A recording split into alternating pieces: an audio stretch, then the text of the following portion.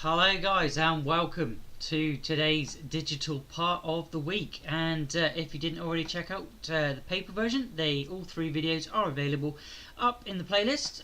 The new year, start to new year, that would be the playlist to find the videos for the new art that's come out. We did last week do Turkbird, but if you didn't already know and haven't been watching those videos, guys, we have now gotten ourselves to the part where we're digitizing the Wolverine, which is in the mutant animal series. So yeah, we're going to be getting on with that, listening to, once again, Comic Storian up in the top right hand.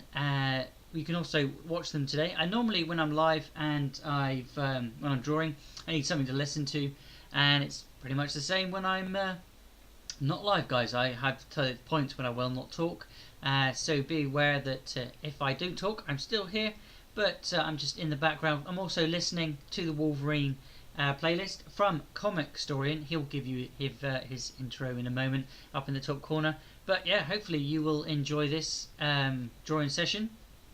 And if you have any questions, leave them down below, guys, because obviously this one is recorded. I have not gone live to do this.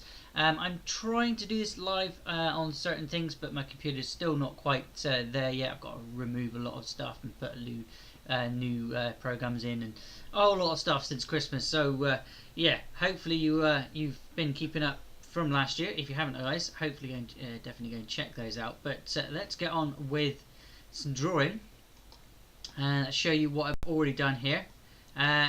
This was a not photocopy. Actually, it's not a bad idea. I've got a scanner around. I might start doing that. Scan them in. But what I do, you guys, is I take a pic. Excuse me, I've just had my dinner. Take a picture of of my work that I've done in ink before I colour it in. This piece has already been coloured with Copic markers and what are they called? Felt pencils.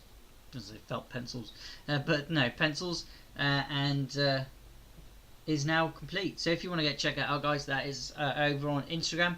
Again, my name is Blut084, BLUT084 Art and Games, and this is where we came from, what we started from.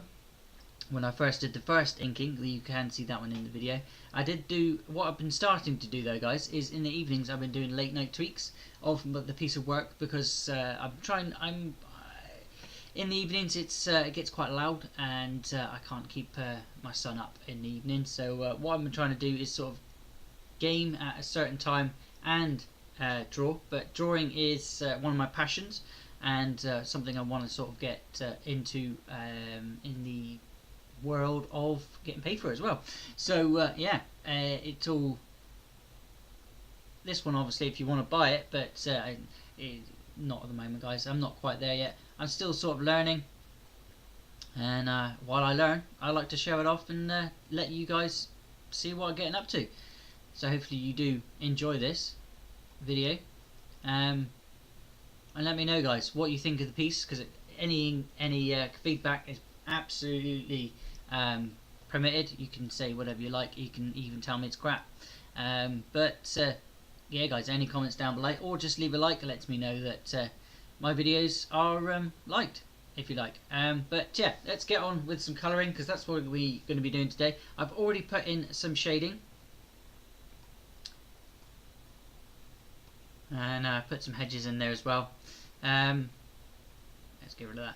So you see there, with the dodge tool, not the dodge tool, the phaser tool, it is shade, and I will be doing the light and shade in a different video as well, guys. So as you can see, shade and light here, I put them in because I want the light to be behind it and the shade to be sort of on it as the light is coming through. You will see what I mean in future videos, guys, so keep tuned. Don't forget to subscribe. I'm here every day on YouTube, occasionally on Mixer, but I'm every day and night on Instagram. So I'm letting you know what we're getting up to, unless you want to ding the bell. But let's get on. My computer screen has just decided it was going to turn itself off. It does that occasionally. It's old and knackered. I sometimes use my TV, but let's get on with drawing. That's enough of me waffling. Let's carry on. time to go back to Old Man Logan. There's a question that has been brewing in the Old Man Logan universe since the beginning of the entire storyline. What happened to Baby Banner? You see, in the original storyline, before they turned this into an ongoing series, Logan was seen rescuing the child of Banner when he killed him. He then wandered off into the wastelands with this young child Banner, this young Hulk, on his back. When he appeared in the new universe, well, that child went missing. It's time to start discovering what happened to him.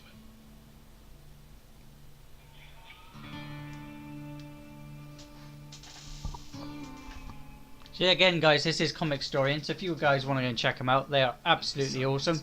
Listening to the Wolverine whole playlist from the comics, and getting on with the Wolverine, which I've been drawing all week. It's on paper, so if you're going to check it out, go and check his videos out, or go over to Instagram. My name is Bloot084. The belly of the beast. The claws pop out, and he rips his way out, falling in a pool of blood. He grabs his hat slowly, dusting off his coat, thinking, how did I get here? I was just given a second chance to be a hero, but instead I'm back in the wastelands. He tells himself to think, just think. What was the last thing that he can remember? Puck? A puck like in hockey? No, Puck, as an Alpha Flight Puck. He called for help. He was in space. Puck was in an orbiting space station that Reed Richard used, and there had been nobody in it for years. That was when he got on. He could smell it. He could smell the brood. What if he wasn't in space? Maybe that wasn't real. Maybe he's been in the wastelands the whole time. All he knows now is that he was headed to Las Vegas to see Danielle Cage, who was taking care of Banner's grandson. Logan begins to travel the barren wastelands to Danielle's home, but things are too quiet. As Logan checks around the house, he finds blood, and he thinks, what is that baby doing? Logan forces himself to look in the crib, and he sees nothing. Suddenly, there's a loud thud hitting the closet door, and the claws come out. Logan pulls the door back, ready to hit, and then he sees Danielle tied up. He pulls the tape from her mouth, and she shouts that it was Kang. Kang was here, and he took the baby. Logan thinks to himself, asking, did Kang really do this? Is that how I got here? What about that time when I was in space? I was fighting off the brood, trying to free those who were infected by them. That's when Sasquatch attacked, driven mad by the infection. And then there was Abigail, also infected. Just before I was about to become a part of them, that's when Puck called out to me. But none of that matters right now. Right now, I'm back on Earth, and I need to find Banner's grandchild. If you're curious about this grandchild situation, watch the original Old Man Logan storyline. We have it here on the channel. When that story ends, he has Banner's grandchild. But when the new run started, suddenly that child was missing.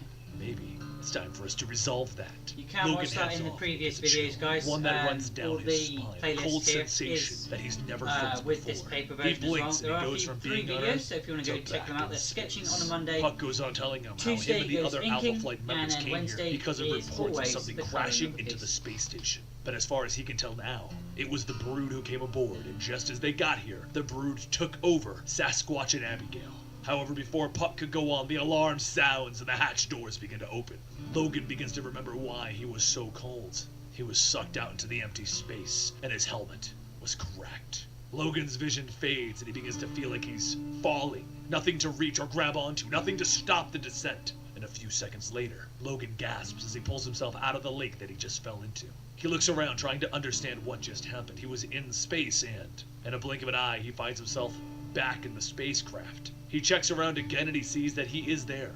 And Puck says that he's been out for about 15 hours. As much as he'd like for them to go home, they have to get back onto the space station. They need to stop the infectious spread and get Sasquatch and Abigail back before they can leave. As the two begin to fly and crawl back into the space station, Logan begins to think that he should be back on Earth, looking for Banner's grandson. Logan blinks, and he sees himself back on Earth, making his way to Kang's strongholds. He remembers Puck telling him to go back. He just doesn't understand at all. He looks at a pile of dead bodies that were his friends, and Puck says that it was the Warlord. The Warlord of the Wastes! Logan shouts, asking, what's happening? How is this happening? Everyone should be dead, and where the hell is Kang? A voice cuts through the silence telling Logan that he is here. But before Logan can attack Kang, Kang reaches out, touching Logan's forehead, telling him the question that he should be asking himself is, where is he? Bits and pieces of information flood into Logan's mind. He's here on Earth, but he's also up in the space station fighting the Brood. Logan snaps himself back to reality, grabbing Kang, asking, what have you done? Where's the baby? Kang tells him that he did take the baby, yes, but he was trying to stop the warlord from rising. The one true warlord will rise, and he will rule the wastelands. But before Logan can ask, Logan sees a giant Hulk walking forward. Kang shouts that Banner's grandchild is the warlord. The warlord looks down at Logan, telling him, "You left me all alone, and because of that, the wastelands gave birth to me, shaped me into what you see now."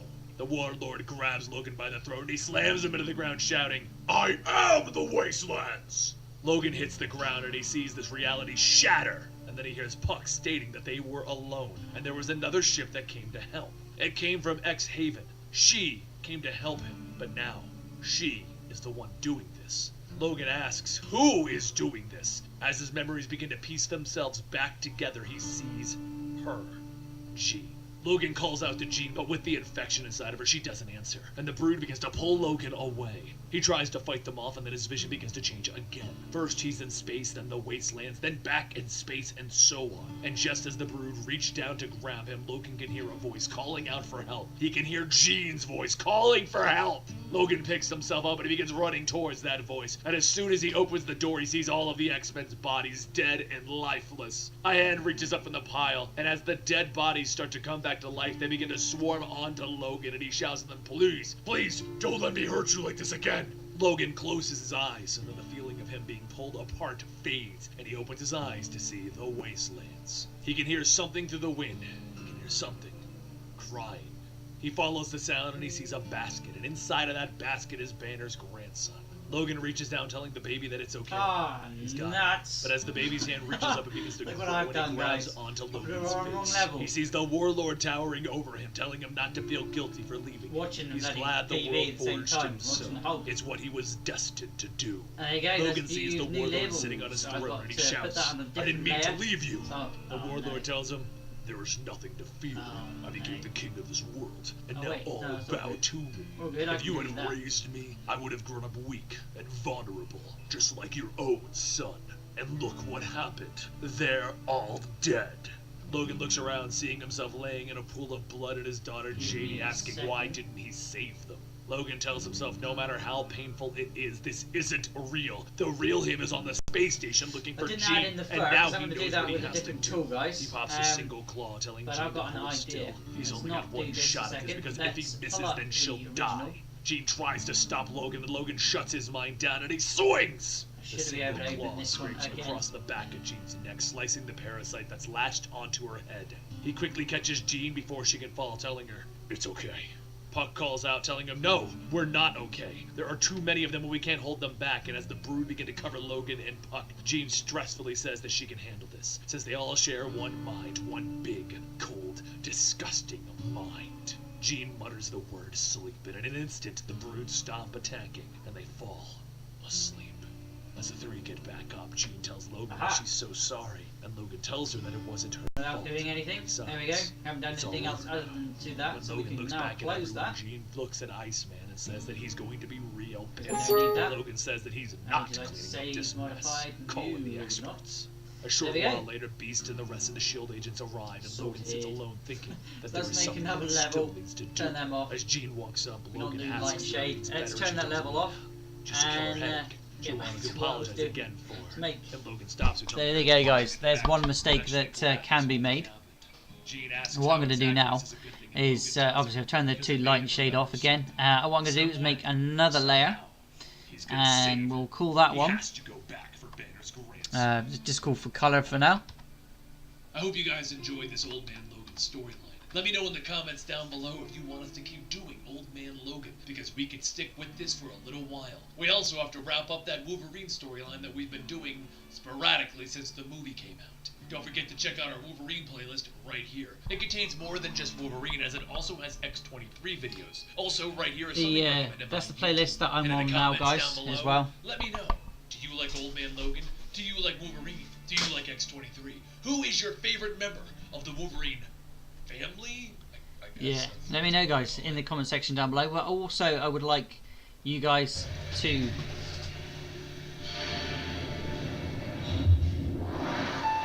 What if they cloned Wolverine and it... what I'd like you to do, guys, is let me know down below for the final week 3 animals that you would like mashed together or mutated together. Because last week was the start of the mutation series, which is why we've on Wolverine today.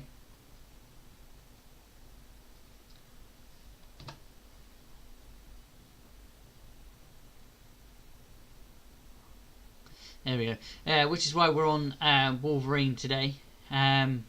Last week we had a mutation of 3 animals, which was a turtle, parrot, and a monkey, which was Turkbird. If you didn't check that video out, guys, they're all down on the channel. But yeah, there's one mistake that you will make if you're on digital version. I've done that so many times where I've just sort of know what I'm doing, clicked on a level to sort of check that level, and then not clicked off the level and started something. I'm so glad it was just the jacket I did and nothing else, because all the colour for this one and for this one here, of the arm of Wolverine, you'll see what actually happened to his hand, because I had trouble drawing a fist, so I sort of changed it up a little bit. He's lost his fingers, so keep tuned for that one, guys. That's going to be interesting to draw. It's not going to be gory, so don't worry too much, but in true Wolverine fashion, he's got to be able to have some sort of wound that doesn't really faze him, because he's saying to pull something as well, guys, which I will reveal unless you've already know what it says. If you do, let me know in the comment section. But you'll get back on with the Wolverine legacy as I add to it. It was a female.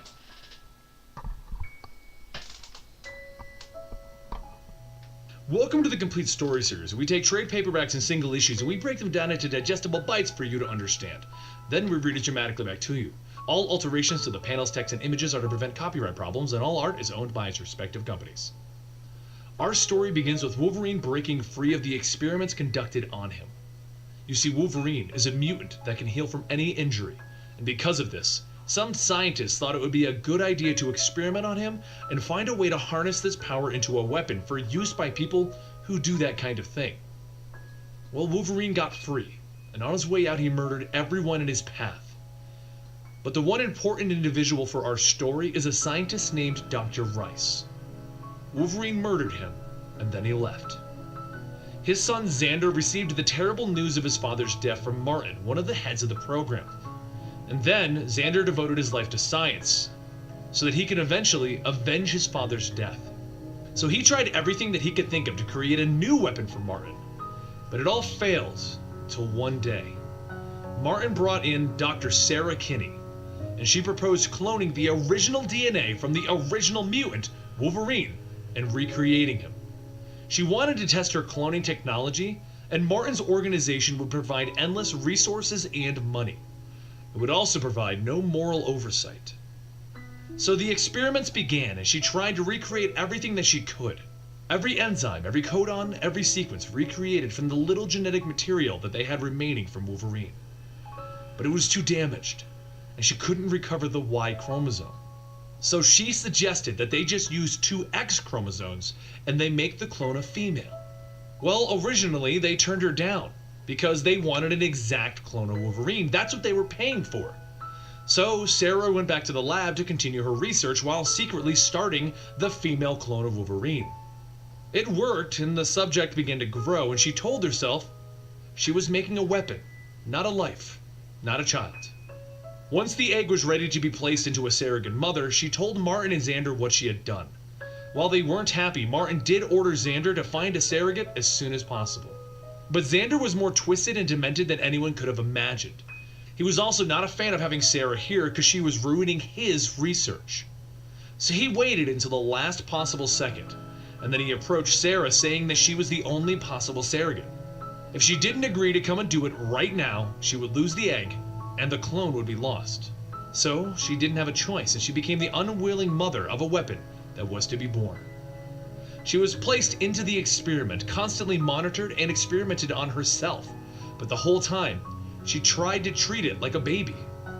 Until the day that X-23 was born, a living female clone of Wolverine. Right away they began training her, and they were using methods to strip her of her own humanity. But Sarah tried her best to fight for the child and give her some kind of a life. Martin and Xander refused, as they had paid a large amount of money for this weapon, and they were going to see it changed into the best weapon it could possibly be. So the training continued regardless of what Sarah was trying to do, and X-23 spent a lot of time with her teachers and her sensei. As she grew, Xander grew to hate everything about X-23. This was a clone of the man that took his father from him. He was so removed from reality and any sense of morals at this point that he began to sleep with Martin's wife. When she told Xander that she was pregnant with his child, Xander just shrugged it off and told her to tell Martin that it was his. With all of this training going on, Sarah would try to sneak in and read X-23 bedtime stories by slipping in pages of Pinocchio into the pages of Art of War, so no one knew she was doing it. But eventually, Xander and Martin got tired of waiting for her to gain her mutation, and so they decided to try and force X-23 to gain it one day. So, against Sarah's pleas, they stuck X-23 into a radiation bath to force her mutation to start. She nearly died with Sarah calling out for her daughter. But Xander was right, and X-23 gained her claws and her healing abilities. This led to the next stage of Xander's torture for the clone, and he tied her down, and without any painkillers, he removed her claws forcibly and laced them with the adamantium. But that wasn't enough for Xander because she survived, so his next plan to torment the poor young girl came when he laced her sensei's sword with a trigger that they invented. This trigger would send her into an uncontrollable killing frenzy. And with this trigger on the sword, it forced her to murder the only person who actually treated her like a human. She was heartbroken that day, and one of the last pieces of her humanity died with him. A few years passed, and X-23's training finally came to an end. They started sending her out to kill targets, the ultimate killer. No one ever expected this young girl to come in and murder people. So, she killed royalty, godfathers, drug lords, dictators, assassins, anyone and everyone for the right price. She was perfect, and Xander couldn't take it anymore. So one day he decided to go on a mission with her. The entire purpose was to leave her there to die, let the little clone rot by itself. Once she was set off, he killed the crew on board of the helicopter and sent out a distress call. He claimed that they took shots and they needed to leave X-23 behind. They had no option. He would have gotten away with it too, if it wasn't for the fact that this was X-23, and she just walked back to the facility one day. Shocked, Xander claimed that he had no idea how she got back there. So things went back to normal. Well, as normal as they could get. Sarah tried more often to give X-23 her humanity, and Xander got more and more twisted, and X-23, well, she just continued to wall off the world around her. All of the stress on Martin eventually started to get to him, so Xander made him an offer. Let me take over the project. He always considered Martin a father figure, and he feels that he could take this project to the next level and take the stress away from Martin and his family. Not realizing that this was all some evil plot to take over the company, Martin went through with signing the makeshift document giving Xander all of the rights to the project, and he thanked Xander for being a caring friend. Once Martin was out of sight, Xander didn't waste any time going to his trunk where he was hiding X-23, and he gave her her new target, Martin and his family. She went inside and she murdered everyone as she was ordered to. Well, that is until she got to the child, and she saw a scared little boy. X-23 then set the building on fire as she left, and she reported back to the facility, where she was washed up like an animal by Xander and thrown back into her cell. Once everyone walked away, Sarah looked into the cell to see X-23 cutting herself, and shocked and appalled by this, she ran into the cell to ask her, "Why are you doing this?" She thought it was Xander making those marks on her arm. And it was while trying to figure this out that she got the news about Martin and his family dying. So as Sarah was trying to go get the full story, X-23 stopped her and opened her mouth. In it was a photo of Martin and his family. Sarah finally realized how far this had gone, and that she needed to save X-23 before it was too late. "Xander and I both used you. We're both monsters. But I'm getting you out of here," Sarah told her. And for the first time in years, X-23 turned to her. "A mission?" And with tears welling up in her eyes, Sarah told her, "Yes, a mission." So Sarah set up a mission envelope that contained a key to X-23's cell and the objective, kill Xander, and then she slipped it underneath the door to X-23's cell. She couldn't be stopped, and she ran through the entire facility in a blind rage, murdering everyone in there. And eventually, she confronted Xander in his room. She started by slicing his gun's muzzle off and then pummeling him, because she remembered everything that he did to her, calling her an animal, torturing her for his father's death and his attempts to kill her. And after finishing him off finally, her next objective was to go outside and meet Sarah. Sarah planned to give X-23 the life that she deserved. Finally, she was going to have a normal life. They were finally going to be a little girl with her mother that cared about her. And when X-23 walked out of the facility, Sarah looked at her daughter and she smiled. But Xander had one final trick up his sleeve. He rubbed the trigger that would send X-23 into a blind rage onto Sarah the night before this whole thing started. He had planned to have X-23 kill Sarah before they enacted their own plan to kill Xander. So, as X-23's eyes went red with rage one final time, she leaped onto Sarah, stabbing her repeatedly. And as Sarah lay there bleeding out, X-23 came to her senses again as she realized what she had just done. Laura. Your name is Laura, not X-23. My Laura. Sarah told her in her struggled breaths. Laura held Sarah's hand. No, please no. And as Sarah died, she finally got to say, I love you. And that was it. Laura curled up next to Sarah, just asking, please don't leave me. Sarah was holding a packet for Laura at their rendezvous, and in it contained the information of the man that she was cloned from. His name was Wolverine, and he worked with the X-Men. So Laura started her own journey at that point. Thank you for joining us, and if you want to chat about this video or any other, make sure you follow us on Twitter at ComicStorian, and make sure you check out all of these other great videos playing in front of you right now. I'm Benny for ComicStorian, and I will see you guys next time right here.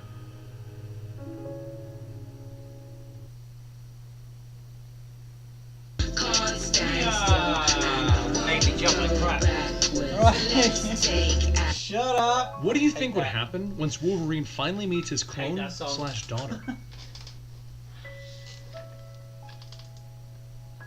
Welcome to the Complete Story Series, where we take trade paperbacks and single issues and we break them down into digestible bites to help you understand. Then we read it dramatically back to you. All alterations to the panels, text, and images are to prevent copyright problems, and all art is owned by the respective companies.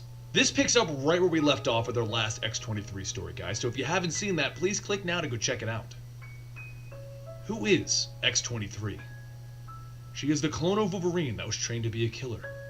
She is the girl that was treated like a thing and not a young woman.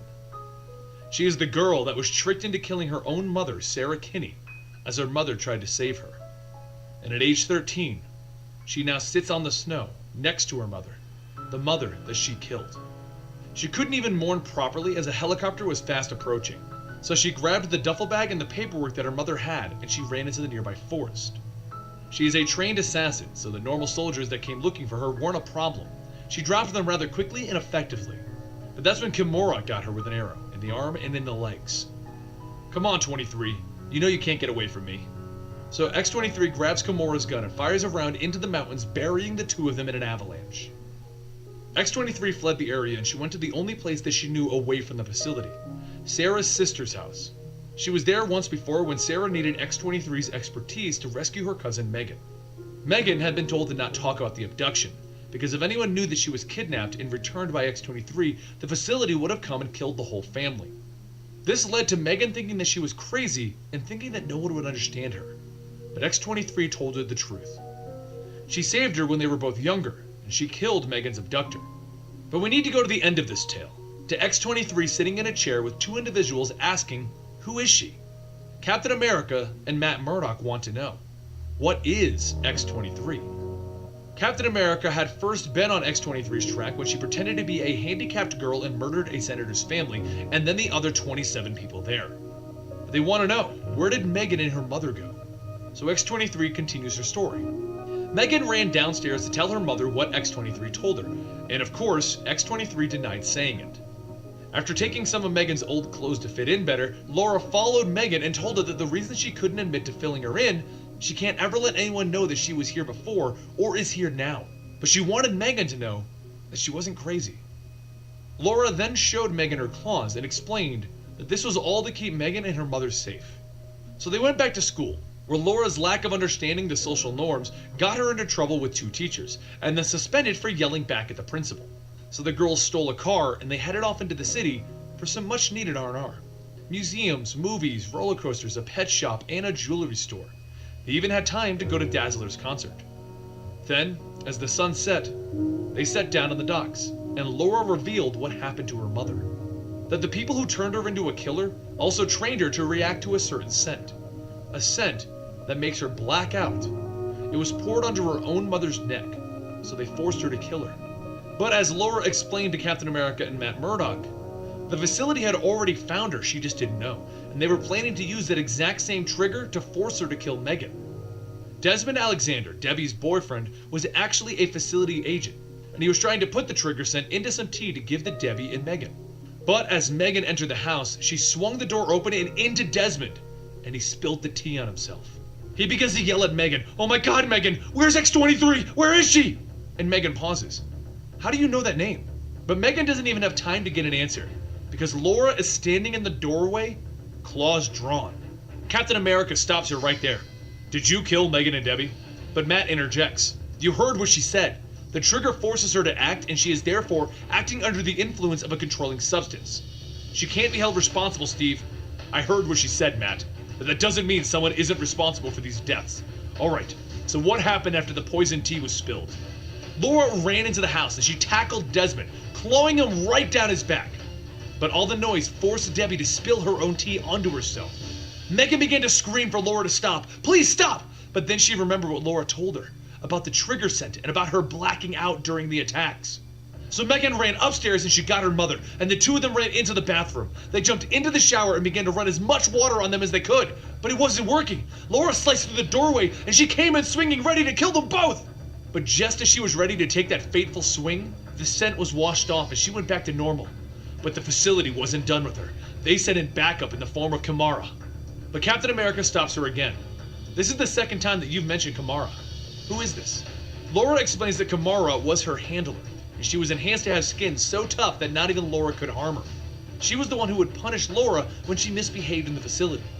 So Laura ran Debbie and Megan into the basement, where she cut open a water pipe and let the freezing water run on the 2 of them.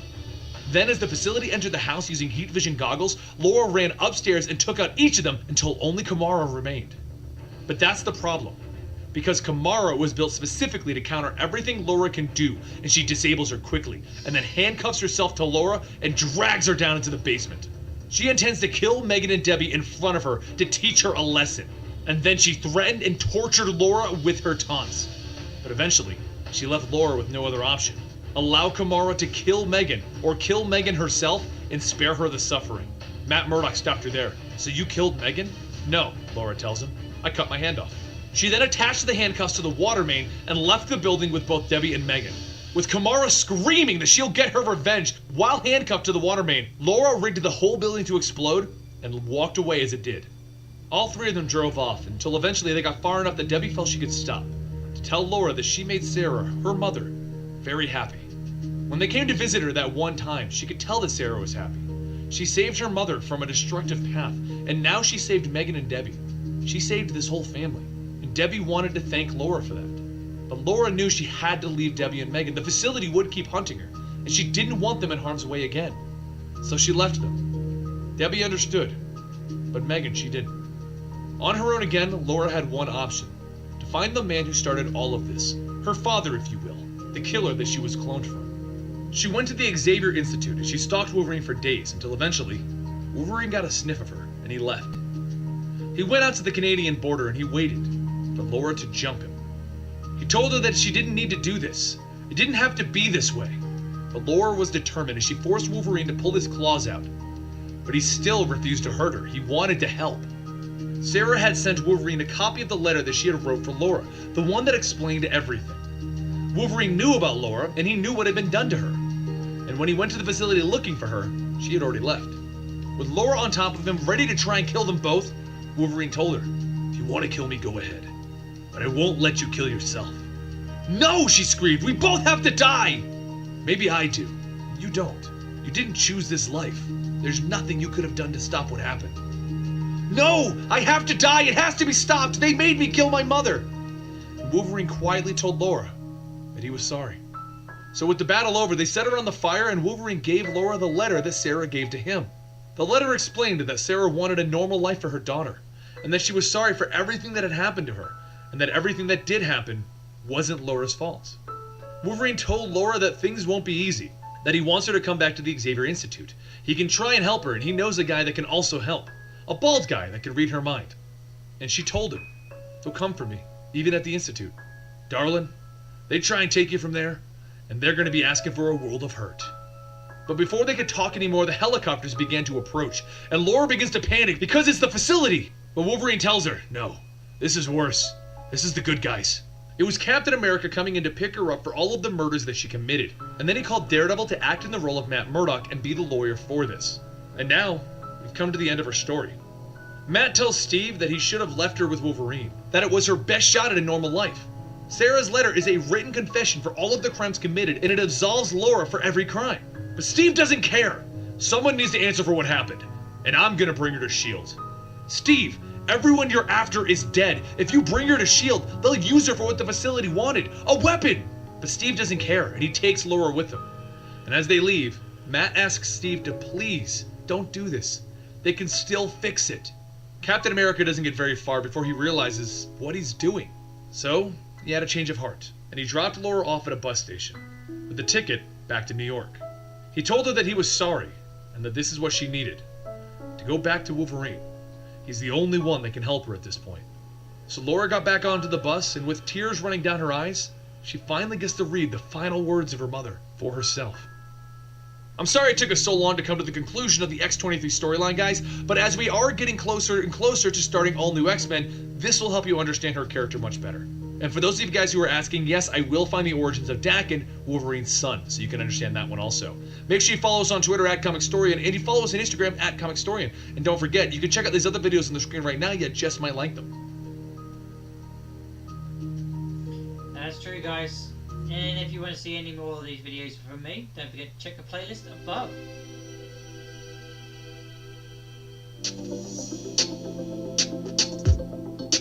Here I go, gotta get the ball rolling. That's X-23 was created to be a weapon, thanks to her mentor, Wolverine. She was also able to escape that past, but tragically, the original Wolverine has fallen and no one has taken up the mantle. As his adopted daughter, Laura has taken up the mantle to carry on his name.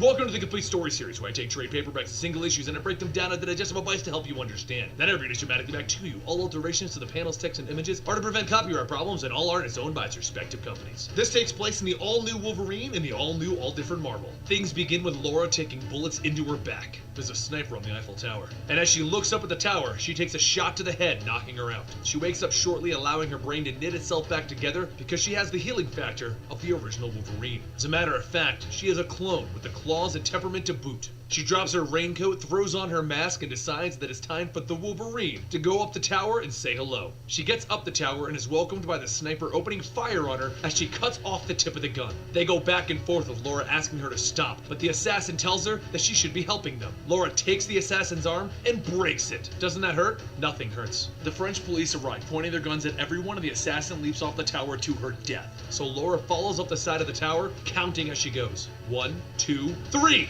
and nothing happens. I said 3! Any time now! Angel comes swooping in to pick her up. I thought you weren't coming there for a second, Angel. Just counting to 3 when I don't know exactly where you are and gravity is involved is a bad idea, Laura. He flies her over to the airship and she tells him to get the civilians out of the way while he drops her on the back of the ship. Using the claws in her hands and feet, she holds on tight and then she starts to tear apart the plane's guts. The whole plane comes barreling down onto the streets, blowing up, and Laura bounces away from the wreckage. Angel flies over, watching her pop her bones back into place, and she stops him. Wait, don't hug me. I have 6 broken ribs, a dislocated shoulder, and 3rd-degree burns all over. Anything with a tight embrace is going to hurt. Is there anything I can do in the meantime? Anything that doesn't involve tight embraces. So Angel pats her on the head. Are you patting me on the head? A little awkward? A little awkward. I didn't say stop. Once she heals, Angel carries her over to where all of the civilians are taking pictures of the dead assassin. Laura removes her mask and sees herself, a version of her that couldn't feel pain. So Angel picks her up and they take off into the skies. She goes to the Alchemex facility to meet with the director of Alchemex. It was her son that she was saving from the assassin originally, and Captain Mooney, the head of Alchemex's covert operations, explains that these individuals have been targeting Alchemex facilities in acts of terrorism. This group has been trained as an advanced security team trained to protect diplomats and humanitarian organizations, but they became twisted and turned against the company,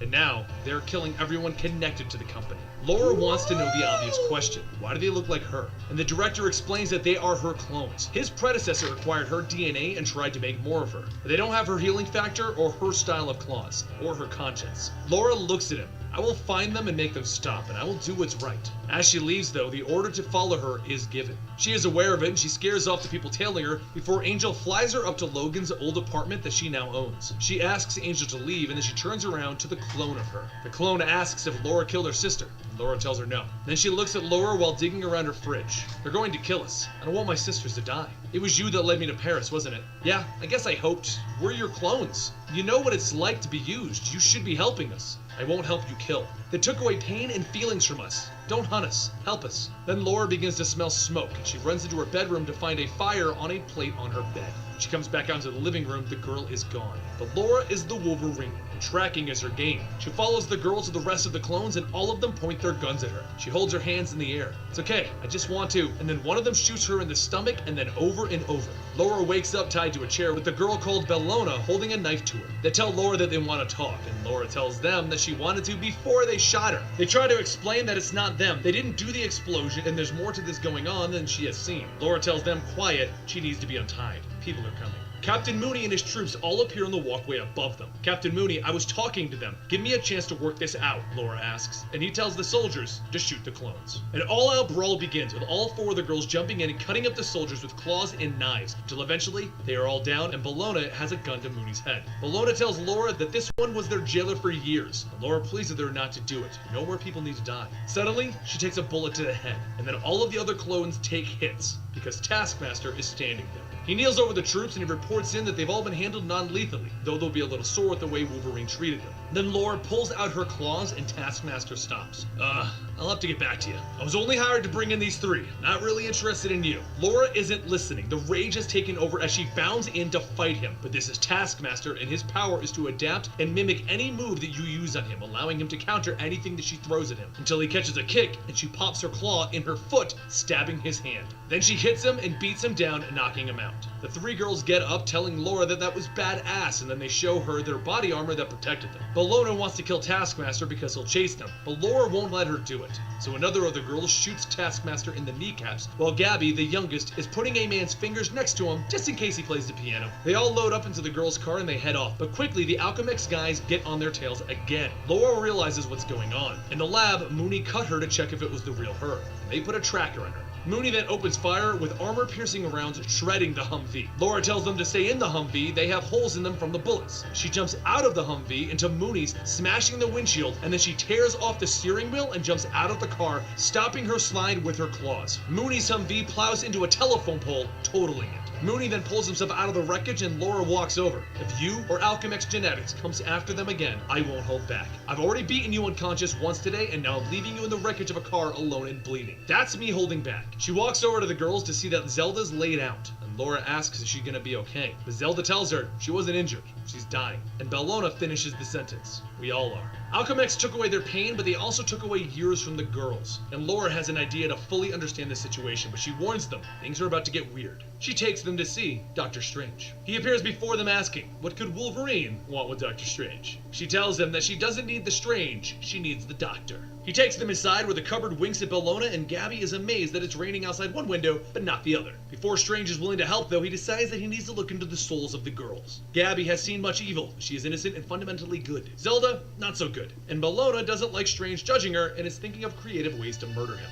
Laura tells him, see, 2 out of 3 isn't bad. So Strange pulls her aside. Are you sure you want to help these girls? She tells him that she has done a lot of bad things. There's always a chance for salvation. That's when they both hear blam, blam, blam back in the main room. And they enter enter to see the cupboard glowing and opening, and Bellona said that it winked at her again. Strange tells them that they have broken the seal and to stand back, and at that moment a giant monster pours out of it and it runs into the streets. Strange hands Wolverine his axe to use, and he informs her, it's an axe with a pointy end, you'll know what to do. She begins slicing through the monster's limbs with ease as the girls all get the civilians to safety. While they do successfully beat the monster, after the fight is over, Zelda is laid out on the ground across the street. So Strange takes her and teleports everyone to the nearby hospital, where he hits her with some scans and discovers what's actually going on. They discover that there are nanites inside of the girls, killing them. They are far too small and numerous for him to operate on, but he has another idea: science. He teleports them all to Hank Pym's old lab to get the Ant-Man suit, and that's when Janet Van Dyne grows in front of them, demanding to know what's going on. Laura explains that Strange teleported them all in to get the Ant-Man suit and battle against nanites. So Janet calls up Strange. You have my number. The next time you want to teleport desperate armed people onto my property, you call ahead. It may not sound like Sorcerer Supreme, but it's common courtesy, Steven. But Janet isn't a monster, so she gives Laura the suit, and the two of them shrink down and they enter Zelda's bloodstream. Going the brute force method, Laura does what a Wolverine does best and claws up all of the nanites that she can find. With her muscles constantly repairing,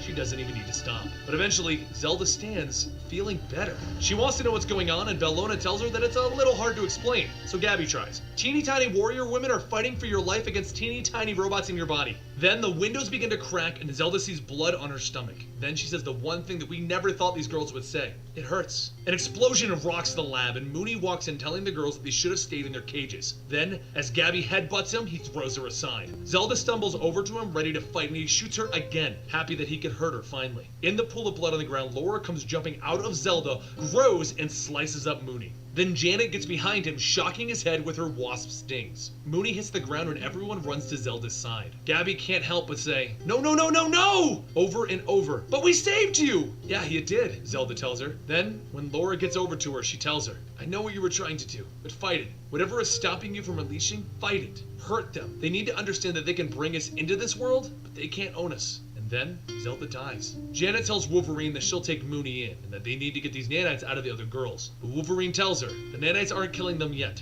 and what happens next, they need not to feel. We're gonna go teach Alchemex a lesson. The next day, Mooney managed to take a car and drive it to the hidden base of Alchemex. He walked in and he told them that he had no idea how he got away, but he woke up and stole the car. But Mr. Chandler knows the truth. Wolverine let him go, and she's hunting him. Laura, Bellona, and Gabby are all outside, and they start shooting up the guards until Bellona runs ahead of everyone to take out more. She's instantly shot up and killed. Realizing that they are overwhelmed, Laura grabs Gabby and begins running back for cover. But once they get the body inside, they discover something odd. Bellona's hair isn't actually her hair. It's a wig, and that's when Laura wakes up from healing and pops both her claws. She threatens to murder the scientists unless they release all of the information out to the address that she provided, and then she walks out the front door, opening it. Bellona and Gabby walk in, and Laura and Bellona change their clothes back as Laura calls up Maria Hill of S.H.I.E.L.D. to inform her of the secret base with the experiments. Maria wants to know who this is. Only 8 people have this number, and one of them is dead. And Laura tells her the dead one gave it to her. Bellona and Gabby run off and they start beating on Mooney, who doesn't even put up much of a fight this time. And that's when Bellona shoots him twice in the head. She walks out to inform Gabby that she has to go.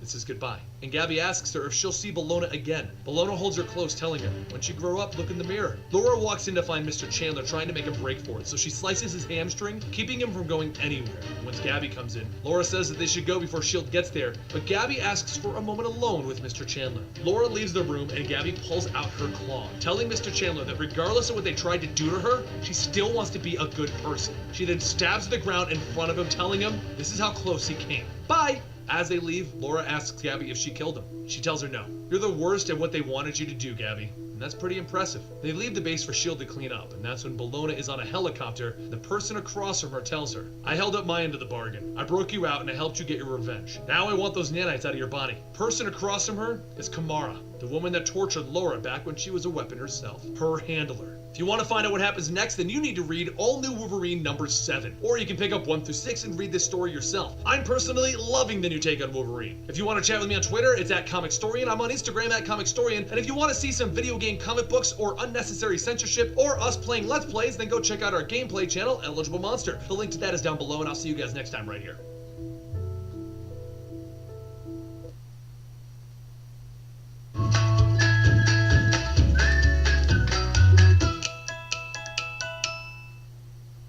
How about a team up of All New Wolverine and... Okay guys, I'm going to end this video here. and come back another time, guys, because I want to check this recording has recorded okay. So don't forget to hit the links that will appear very, very soon to come to go to the next video and continue on with the Wolverine, because we will be listening to some more from the Wolverine and X23. Of course, that number 23. Everybody knows all about that on Instagram. But thank you very much, guys, for watching so far, and I will see you very soon here on my channel, which is Blut084, BLUT084, Art and Games. I'm here every single day on YouTube, occasionally on Mixer, but every day and night over on Instagram. Thanks for watching, guys, and I'll see you next time. Bye for now.